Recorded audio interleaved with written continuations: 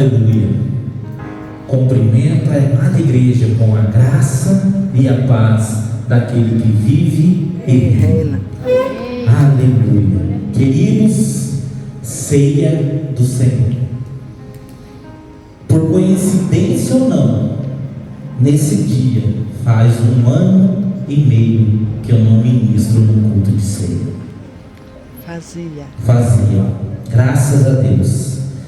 Mas, queridos, algo que Deus tem falado muito ao meu coração, e eu gostaria que a amada igreja abrisse a palavra do Senhor lá no Evangelho de Jesus, segundo João, capítulo 6, a partir do verso 53. Evangelho de Jesus, segundo João, capítulo 6, no verso 53. Queridos, feche os teus olhos um pouquinho, curva a tua fronte. Senhor, em nome de Jesus, obrigado pelo privilégio de sermos chamados de filhos amados do Senhor. Obrigado pela oportunidade de ministrar a tua palavra, que é viva, gera vida, transforma a vida, liberta, cura. Que, Senhor, eu venha diminuir e o Senhor venha crescer. Que o teu Espírito Santo fale poderosamente através de mim. E que nós, como famílias amadas, família amada do Senhor, venhamos entender o quão importante é esse dia e esse momento, em nome de Jesus. Amados, a palavra do Senhor, no Evangelho de João, capítulo 6, no verso 53, diz assim: Jesus lhe disse: eu lhes digo a verdade, se vocês não comerem a carne do Filho do Homem e não beberem o sangue, não terão vida em si mesmo. 54. Todo aquele que come a minha carne, bebe o meu sangue, tem a vida eterna, e eu o ressuscitarei no último dia. 55. Pois a minha carne é verdadeira comida e o meu sangue verdadeira bebida. 56. Todo aquele que come a minha carne e bebe o meu sangue permanece em mim e eu nele. 57. Da mesma forma como o Pai que vive me enviou e eu vivo por causa do Pai, assim aquele que se alimenta de mim viverá por minha causa. 58. Este é o pão que desceu dos céus. Os antepassados de vocês comeram maná e morreram, mas aquele que se alimenta deste pão viverá para sempre. 59. Ele disse isso quando ensinava na sinagoga de Cafarnaum. Até aqui. Amados, toda vez que eu tenho a oportunidade de ministrar a ceia do Senhor, depois de ler Coríntios, eu venho e leio isso. Por que eu leio essa passagem toda vez? Porque, queridos, foi lá em Cafarnaum onde Jesus fez mais milagres. E no final do ministério de Jesus fala que o Senhor, Deus e Pai, terá mais piedade de Sodoma e Gomorra do que terá de Cafarnaum. Profundo isso, né? Se lá onde Jesus viveu, Jesus habitou, Jesus fez mais milagres, o Senhor terá mais pena de Sodoma e Gomorra do que de Cafarnaum. E tudo que Jesus ensina com mais profundidade, ele ensina em Cafarnaum. Se você for lá no começo do capítulo 6, que fala da multiplicação de pão e peixes, eles estão ali num lugar, o povo, a multidão está com Jesus, e Jesus vai aos seus discípulos e fala para eles: vá e alimente aquele povo. E Filipe vai e questiona Jesus: como faremos isso, Senhor? E André vai lá e apresenta o menino. Ele tem 5 pães e 2 peixes. E o que eu acho maravilhoso na visão de João, nessa passagem, que até onde Jesus pede para o povo se assentar, havia o conforto, que tinha uma grama para a gente sentar. Está no versículo 7, se eu não me engano,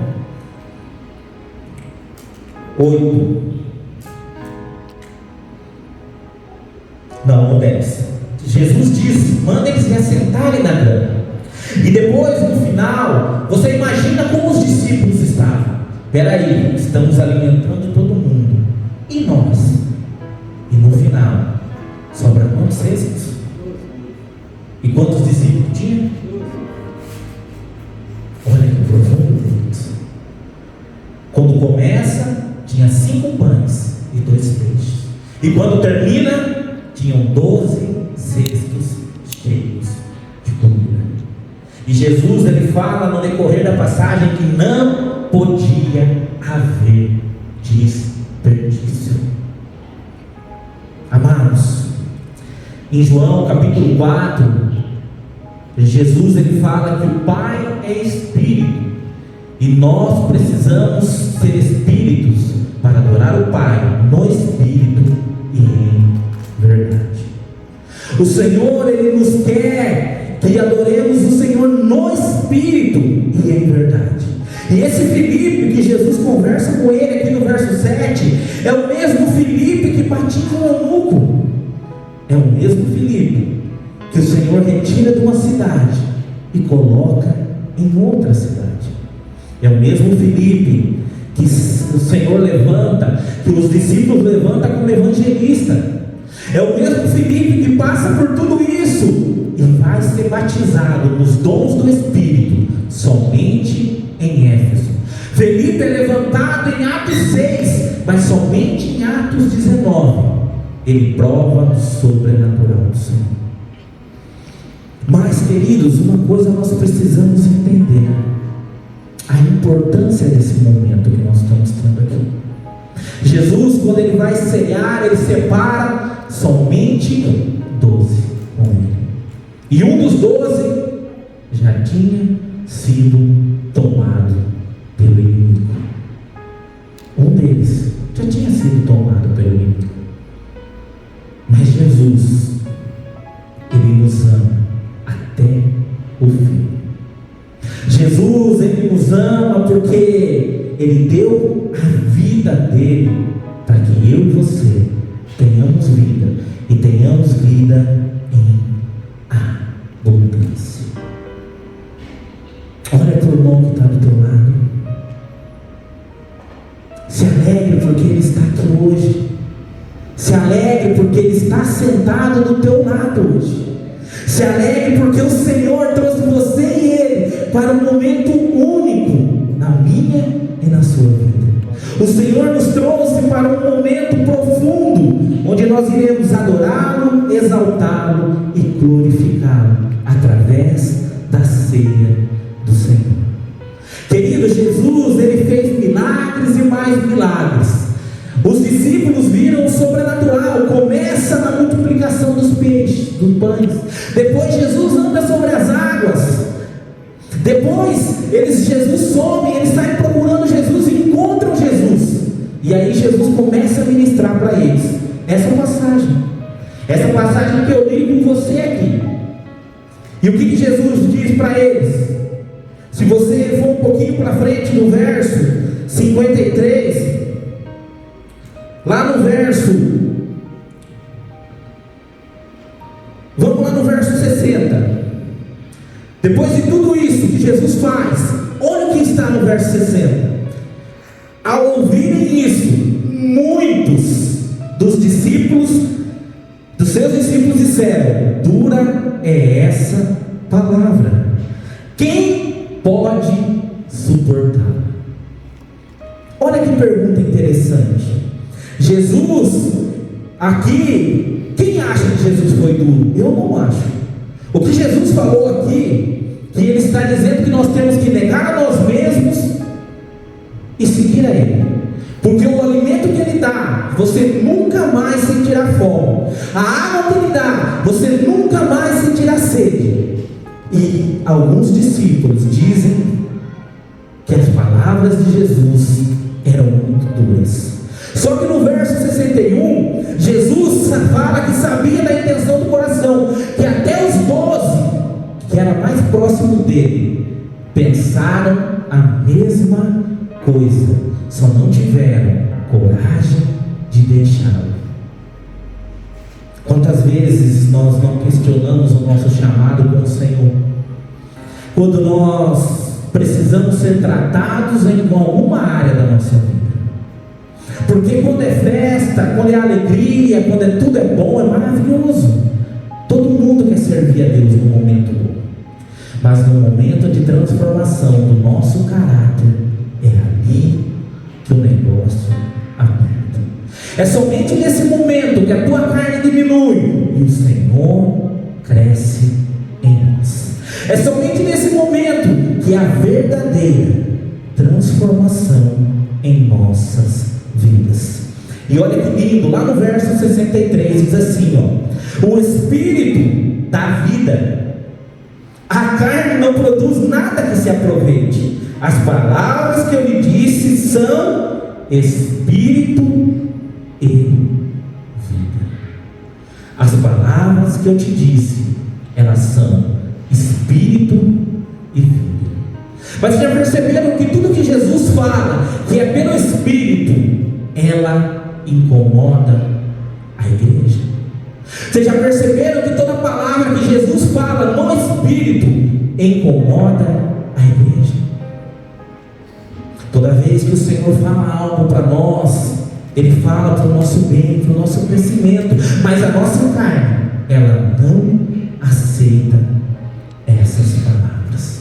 E Jesus continua no verso 64, onde Jesus fala: contudo, há algum de vocês que não creem. Peraí, como assim? Eles viram Jesus andando sobre as águas, eles viram 5 pães e 2 peixes virarem comida para mais de 5.000 pessoas, e mesmo assim havia aquele que não cria, pois Jesus sabia que o príncipe quais deles criam é quem o iria trair.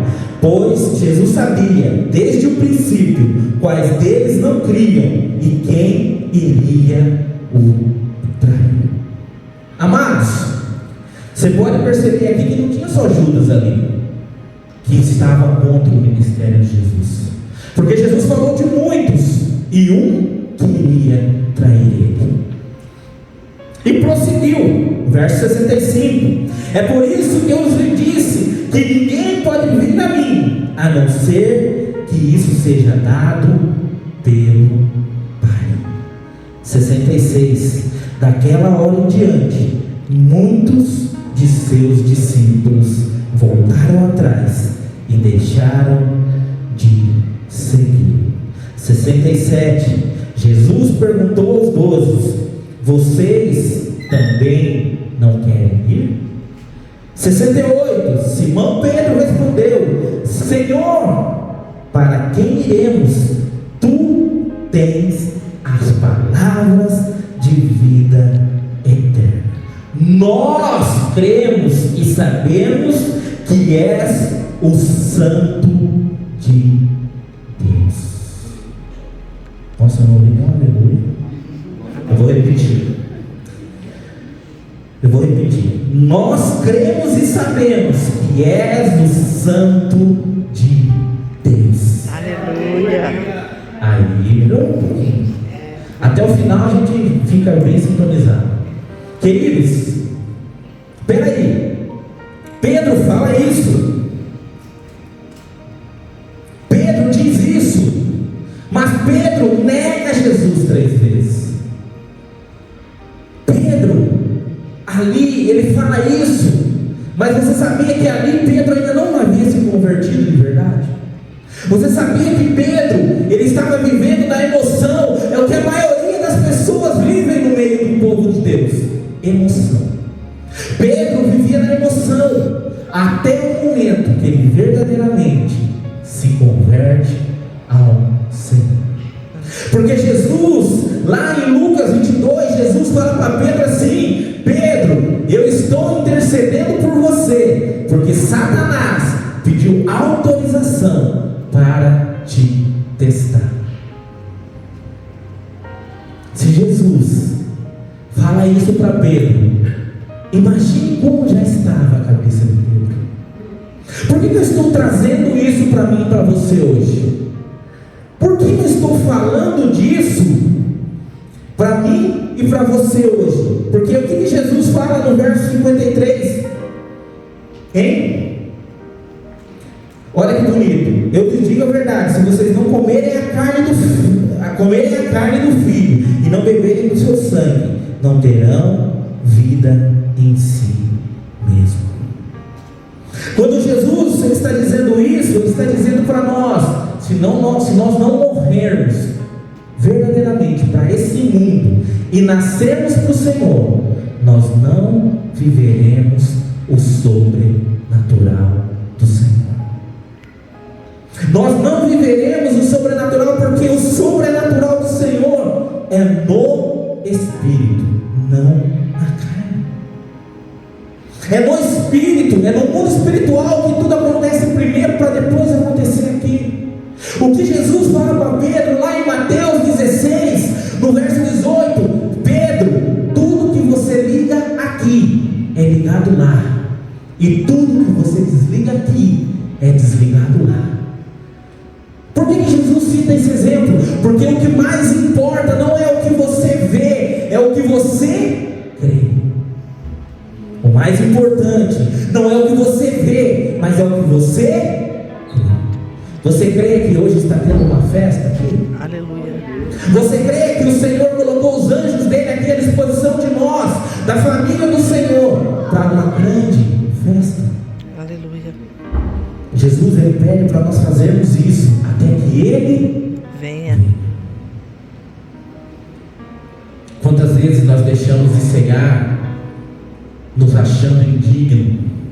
Quantas vezes nós deixamos de cegar porque achamos que Deus não merece isso, não merece aquilo? Quantas vezes nós deixamos de cegar porque nós nos achamos o maior dos maiores pecadores? E nós não nos lembramos que tinha um ladrão do lado de Jesus na cruz. E Jesus falou assim para ele: ainda hoje estaremos juntos no paraíso. Tinha um ladrão que estava ali porque ele merecia estar. E ali na cruz com Jesus, ele recebeu o sobrenatural do Senhor. O nosso querido pastor Edson começou ministrando algo poderoso. Abra comigo lá em Romanos, carta aos Romanos, capítulo 12. Carta aos Romanos, capítulo 12. Tem algo poderoso da parte de Deus para mim e para você. Romanos 12. Olha que poderoso. Portanto, irmãos, no verso 1: rogo-lhes pelas misericórdias de Deus, que se ofereçam em sacrifício vivo, santo e agradável a Deus. Este é o culto racional de vocês. O mais importante agora, verso 2: não se amoldem ao padrão deste mundo, mas transformem-se pela renovação da sua mente, para que sejam capazes de experimentar e comprovar a boa, agradável e perfeita vontade de Deus. A boa, agradável e perfeita vontade de Deus. Quem aqui, queridos, eu quero que você seja bem sincero. Tem alguém aqui que nunca sentiu a boa, agradável e perfeita presença de Deus? Querido, se tiver, levanta a sua mão. Se tiver vergonha, procure os pastores no final para a gente orar e quebrar isso. Porque nós já tivemos diversas pessoas que nós oramos e ela sentiu a presença poderosa de Deus e a vida dela foi transformada. Porque tem muitas pessoas que têm barreiras espirituais que a impedem de ver a boa, agradável e perfeita vontade de Deus. Queridos, Uma coisa que eu tenho dito muito, e tenho ministrado muito, e tenho ensinado muito, uma palavra que não existe na Bíblia, e muitos falam sobre o tal do livre-arbítrio. Alguém sabe onde tem essa palavra na Bíblia? Se alguém souber, me mostra. E por que nós falamos de livre-arbítrio, queridos? A única coisa que existe na Bíblia é vontade permissiva de Deus e vontade absoluta de Deus. Você vive a vontade permissiva de Deus, não o livre-arbítrio. Porque se nós tivéssemos esse tal livre-arbítrio, você poderia escolher entre o céu, o inferno e neutro. Alguém aqui acredita que existe neutro? Um meio termo? Não existe. Uma história que nós comentamos muito é que tem uma pessoa em cima do muro. Do lado estão os anjos do Senhor desesperados, chamando essa pessoa. E do outro lado tem os anjos caídos, em paz e tranquilos. E aí aquela pessoa fica incomodada e pergunta para os demônios: por que vocês estão calmos? E eles estão desesperados. E os demônios falam assim para ela: porque quando você está onde você está, você já está comigo. Porque quando você está nessa dúvida que você está, você já me pertence. Eu não preciso fazer trabalho nenhum para tirar você daí, você já está comigo. Outra pergunta: você acha que o diabo está preocupado com quem está lá fora? Ou ele está preocupado com você que está aqui dentro? Aqui dentro. Quem está lá fora já está com ele. Quem faltou na ceia de hoje, por qualquer motivo que não seja de força maior, está fazendo a vontade dele, por não estar aqui hoje, renovando sua aliança com o Senhor. Eu acho lindo que Paulo, ele ministra a ceia do Senhor na igreja mais pervertida da nova aliança, que é a igreja de Corinto. Sabiam? A igreja mais bagunçada daquela época era a igreja de Corinto. E é a igreja que você vê Paulo ensinando sobre a ceia. Agora você imagina, se aquele povo que era daquele jeito ceiava ao Senhor, imagine nós, hein? Que não chegamos nem na canela deles de bagunça. Porque nós também, irmãos, fazemos muitas e muitas coisas erradas, muitas coisas que não agradam ao Senhor. E por isso que nós temos que vigiar o tempo todo. E toda vez, queridos, que eu falo para as pessoas que vêm falar para mim sobre essa tal palavrinha de tal de livre-arbítrio, eu falo: irmão, explica para mim essa palavra aí. O que é livre-arbítrio? O silêncio igual teve agora. Ninguém sabe explicar. Ninguém sabe explicar. Porque se tivesse livre-arbítrio, que Jesus tinha escolhido não morrer. Ele poderia ter escolhido, não poderia? Mas o que Jesus fez? A vontade do Pai é soberana e absoluta. Isaías, projeta aí para mim, filho, por favor. Isaías 43, 13, na parte B. Isaías 43, 13, na parte B. Olha lá o que fala, ó: agindo eu, quem pode desfazer? Tem como mudar a versão? Tem uma versão que diz assim: agindo eu, quem impedirá? Agindo eu, quem impedirá? Agindo eu, aí isso. Agindo eu, quem o impedirá? Se Deus usou o profeta para falar isso, quem somos nós para contrariar o Deus que falou isso? Hein? Amados, abra para mim, por favor, Isaías 11:2. Eu vou falar de algo que se fala muito em Apocalipse agora para você entender como o nosso Deus é maravilhoso. O Espírito do Senhor repousará sobre ele, o Espírito que dá sabedoria, entendimento, conselho, poder e Conhecimento de quem? Do Senhor. E por que está o temor ali também? Vocês repararam que o temor vem por último? Quem tem sabedoria, quem tem entendimento, quem tem intimidade com Deus, é quem tem temor. Quem não tem temor, não tem poder de Deus. Queridos, quem não tem temor, não tem intimidade com Deus. Quem não tem temor, não sabe a importância do que vai acontecer aqui hoje. Quem não tem temor, não tem valor nenhum o sacrifício de Jesus na cruz. Amados, eu quero deixar algo ao seu coração aqui hoje. Você precisa de uma cura? Você precisa de ser liberto de algo na sua vida? Você precisa de uma resposta de algo que você não tem a resposta? Quando você tem consciência que o pão, ele se transforma no corpo de Cristo, e que o vinho ou o suco de uva se transforma no sangue de Cristo, quando você o consagra, você recebe naquela hora. Não tem momento mais poderoso na sua vida do que o momento do pão e do vinho. Certa vez eu estava em jejum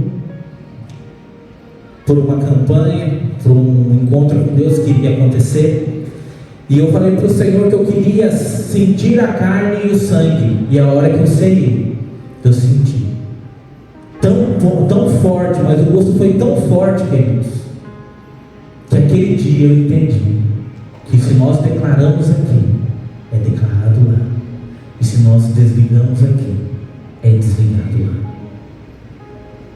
Cuidado, queridos, com as palavras que saem da nossa boca. Cuidado com as coisas que nós estamos profetizando, porque aquilo vai se cumprir. Você sabe qual é a coisa que o diabo mais gosta? Não é quando você pensa, é quando você fala. Porque quando a palavra sai, a porta é aberta. Quando a palavra sai, a porta é aberta. Você hoje tem algo poderoso que está nas suas mãos, que se chama chave de Davi. Quem aqui já ouviu falar da chave de Davi? Hein? Amém. Chave de Davi está na sua mão. Porque se a chave de Davi estivesse na mão do Senhor Jesus, em Apocalipse 3:20, ele não falaria assim: eis que estou à porta e bato. Se você ouvir a minha voz, abrir a porta, eu entrarei e cearei contigo. Então, quando você aceitou Jesus como Senhor e Salvador, Ele entregou uma chave na sua mão. Sabe aquela chave que nós vemos muitas vezes em filmes, em desenhos, que é a chave da cidade? Que é entregue para alguém famoso, fala: ó, essa chave aqui, você abre qualquer porta da cidade, qualquer lugar da cidade você vai entrar. Jesus entregou na sua mão. E você sabe para quem que Jesus entregou na sua mão? Toda casa que o diabo estiver governando, você tem poder para entrar lá, curar, libertar e trazer vida e vida em abundância. Toda casa que você entrar com aquela chave ela é luz nesse mundo, você vai transformar, você vai mudar a sua história. Eu gosto muito de Provérbios 14:1. Minha esposa usa muito esse versículo: a mulher sábia, ela edifica a sua casa, e a mulher tola faz o quê? Destrói. Por que ali está falando da mulher, queridos? Eu gosto muito de brincar com os homens quando eu vou visitar. Você é o cabeça da casa, mas a mulher, ela é o pescoço. Se o pescoço não sustentar a cabeça, como que a cabeça vai se mexer? Hein? O homem, ele é o cabeça, mas a mulher é o pescoço. E quanto mais forte tiver esse pescoço, mais forte, mais sustentada a cabeça estará. Amados, eu gosto muito de ler Bíblia. Olha que lindo.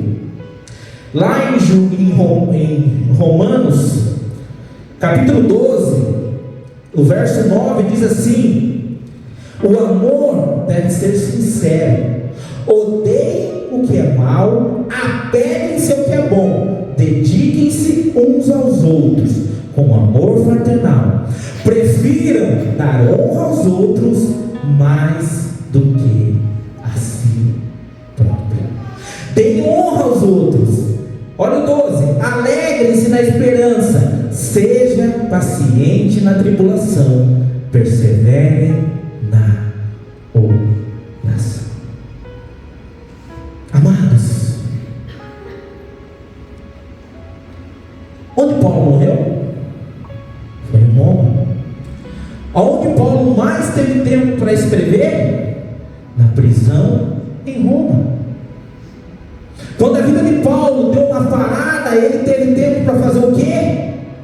Escrever as experiências e a vida que ele teve com Deus. Paulo, quando ele foi levantado pelo Senhor, ele ficou 14 anos afastado dos discípulos de Jesus, porque ninguém queria ele perto, mesmo sabendo que foi o Senhor Jesus que buscou Paulo. Pedro não quis, Tiago não quis, João não quis, Marcos fugia dele de uma maneira que vocês não têm ideia. Marcos chegava na beira do porto com ele, na hora de montar no barco, deixa quieto que eu não vi. Fez isso por 3 vezes. E o Novo Testamento, quantas cartas você vê os discípulos escrever e quantas cartas você vê Paulo escrever? Queridos, nós somos o quanto nós nos entregamos, nós somos o quanto nós nos aprofundamos, nós somos o quanto nós honramos. Fique de pé no seu lugar.